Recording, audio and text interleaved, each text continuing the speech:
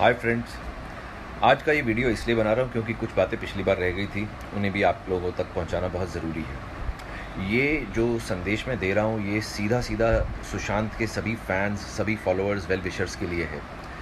आज आप सब लोग अलग थलग नहीं हैं, आज आप सब लोग एक सिंगल यूनिट हैं, सुशांत के फॉलोअर्स या फैंस के नाम से जाने जाते हैं। तो आप लोगों को थोड़ा सा रिस्पॉन्सिबली बिहेव करना होगा। आप लोग जो ये गालियाँ दे रहे हैं, गालियाँ सोशल मीडिया पे लिख रहे हैं, किसी के लिए भी आप ये सब प्लीज़ तुरंत से पहले बंद कर दीजिए, क्योंकि आप लोगों को ये समझ नहीं आ रहा, लेकिन आप लोग सुशांत की और सुशांत के केस की क्रेडिबिलिटी जो होती है उसे कम कर रहे हैं, उसकी विश्वसनीयता को कम कर रहे हैं। हल्के में लिया जाएगा फिर हमें। आज अगर हमारे को सीरियसली लिया जाए तो उसके लिए बहुत ज़रूरी है कि हम लोग सीरियसली पेश भी आएँ। हम लोग अगर इस तरह की ज़बान, जो बड़ी हल्की ज़बान है, इस्तेमाल करेंगे तो हमें कोई सीरियसली नहीं लेगा दोस्तों। आज देखिए, एक बहुत ही बड़े एमपी हैं, सीनियर एमपी हैं बीजेपी के, श्री सुब्रमण्यम स्वामी, उन्होंने ये केस के लिए सीबीआई जांच की मांग के बात छेड़ दी है। ये हम लोगों के लिए बहुत बड़ी जिसे कहते हैं जीत है कि देखिए, सोशल मीडिया पर ही सिर्फ बात हो रही है, क्योंकि जो न्यूज़ चैनल्स हैं वो तो अब इस चीज़ से दरकिनार हो चुके हैं। मैं न्यूज़ चैनल से बहुत डिसअपॉइंटेड हूँ, क्योंकि वो लोग क्या कहें, उन्हें जो बिकता है सिर्फ उनको इमोशनलेस होके वो लोग बात करते हैं। लेकिन सोशल मीडिया पे क्योंकि रियल इमोशंस हैं, रियल पीपल के, तो we are coming forward and we are putting forward our emotions. तो उसी का जो शोर मचा है, जिसकी वजह से श्री सुब्रमण्यम स्वामी जी ने ये इनिशिएटिव लिया है, और मैं उनसे रिक्वेस्ट करूँगा कि सर प्लीज़ आप सुशांत के सभी फैंस की इस बात को सीरियसली लीजिए और प्लीज़ आप इस बात को आगे बढ़ाइए।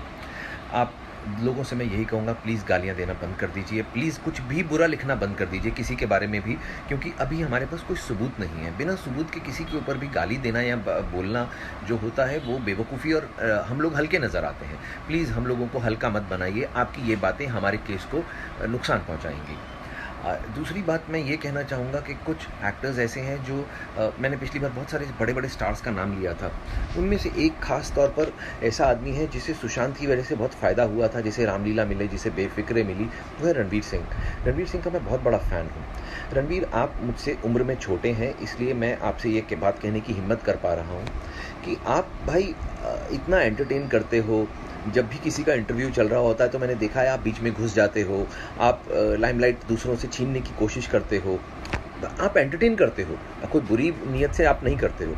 लेकिन मेरा पॉइंट ये है कि जब इंटरव्यूज़ चल रहे होते हैं तब तो आप बीच में चले जाते थे, चाहे वो सुशांत और अंकिता का इंटरव्यू हो, चाहे वो फवाद खान का इंटरव्यू हो, या कोई स्टेज पे परफॉर्म कर रहा हो तो आप नीचे से शोर मचा मचा के अपनी तरफ कैमरा बुलवाने की कोशिश करते थे। आज आप डायरेक्टली तो आपने कुछ नहीं किया है भाई, आपकी गलती नहीं है, लेकिन आपको फ़ायदा तो हुआ ना उसके मिसफॉर्चून का, क्योंकि जो फिल्में उसके हिस्से की थी वो आपको मिली। तो आपकी एक मॉरल रिस्पॉन्सिबिलिटी नहीं बनती है भाई कि आप एक बार आके उसके फ़ैन से बात करें या सीबीआई की जांच के लिए मांग करें? आप प्लीज़ इस बारे में सोचिएगा। I am sure you are a very good guy, आप बहुत अच्छे इंसान लगते भी हैं, आप मस्ती करते हैं, मजाक करते हैं, हम सबके चहीते हैं, लेकिन प्लीज़ रणवीर, आप इस बारे में सोचिए कि आपको भी इस बारे में बात करनी चाहिए। दूसरा जो शख्स है मैं जिनके बारे में बोलूँगा वो है महेंद्र सिंह धोनी जी। वो हमारे देश के बहुत ही बड़े क्रिकेटर रहे हैं, शायद इंडिया के ऑल टाइम टॉप 5 क्रिकेटर्स में से एक हैं वो। देखिए धोनी साहब, आपका मैं भी बड़ा फ़ैन हूँ। आपके पहली इनिंग्स जब आप 0 पे आउट हुए से तब से लेकर आपकी आखिरी इनिंग्स जब आप न्यूजीलैंड के अगेंस्ट रन आउट हो गए, तब तक मैं आपका फ़ैन रहा हूँ। आप समझ सकते हैं मैं क्रिकेट का बहुत बड़ा वाला फ़ैन हूँ।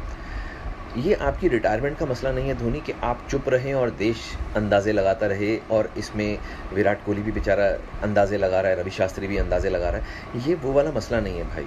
ये एक लड़के की मौत हो गई है, वो लड़का जिसने आपका रोल स्क्रीन के ऊपर निभाया था। तो आपने एज प्रोड्यूसर अरबों रुपया कमाया है उस फिल्म से।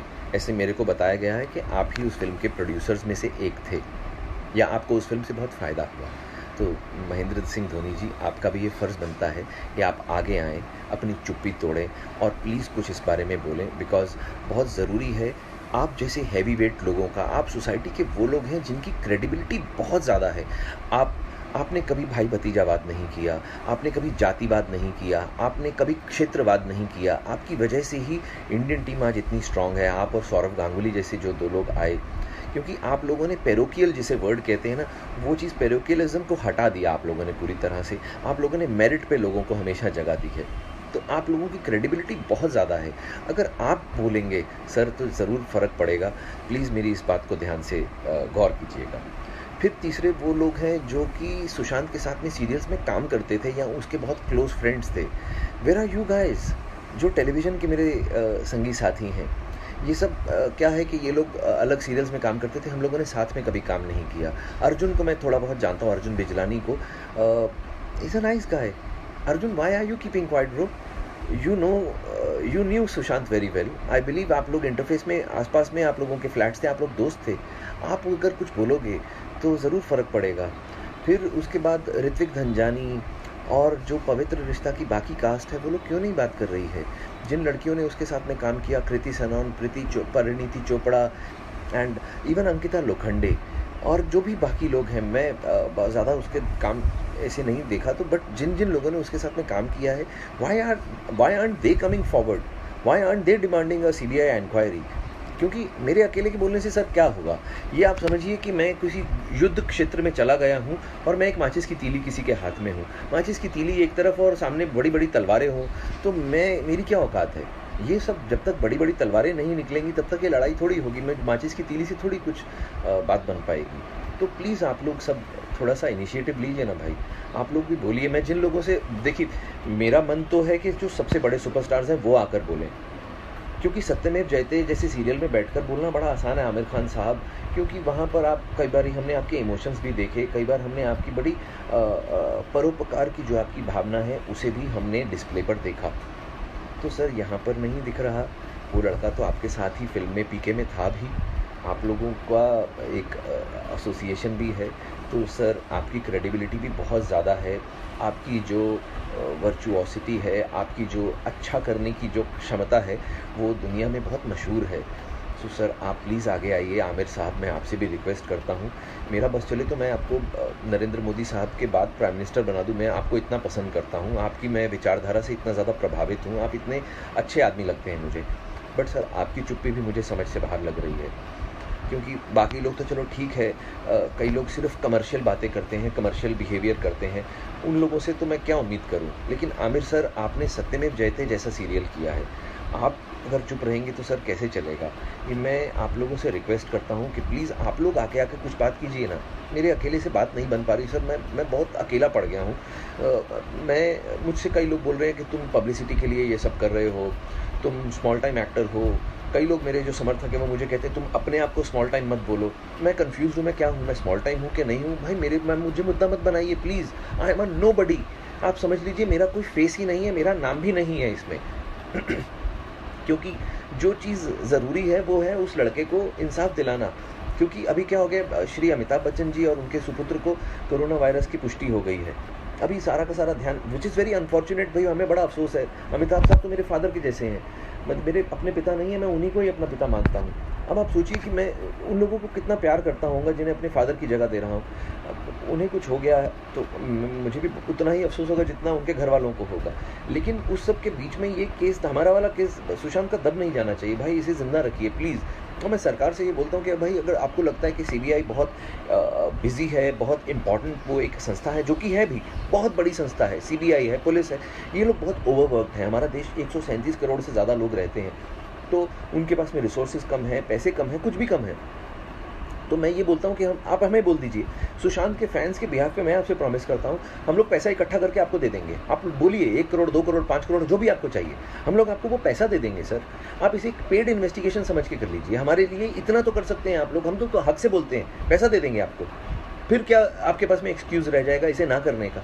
तो मैं श्री नरेंद्र मोदी जी से, जो कि मतलब मैं उन्हें युग पुरुष मानता हूँ सर, आप तो मतलब आपके सामने मैं कुछ बोलने की भी औकात नहीं रखता। आप पर्वत हैं और मैं एक छोटा सा कंकड़ भी नहीं हूँ। तो प्लीज़ सर आप कुछ कीजिए। अमित शाह जी आप लोग कुछ कीजिए। आप लोग तो हमारे देश के जिसे कहते हैं ना कि आन बान और शान है। आप लोग प्लीज़ उस लड़के को इंसाफ दिलाइए, क्योंकि सर 50 सिम कार्ड कोई नहीं खरीदता है।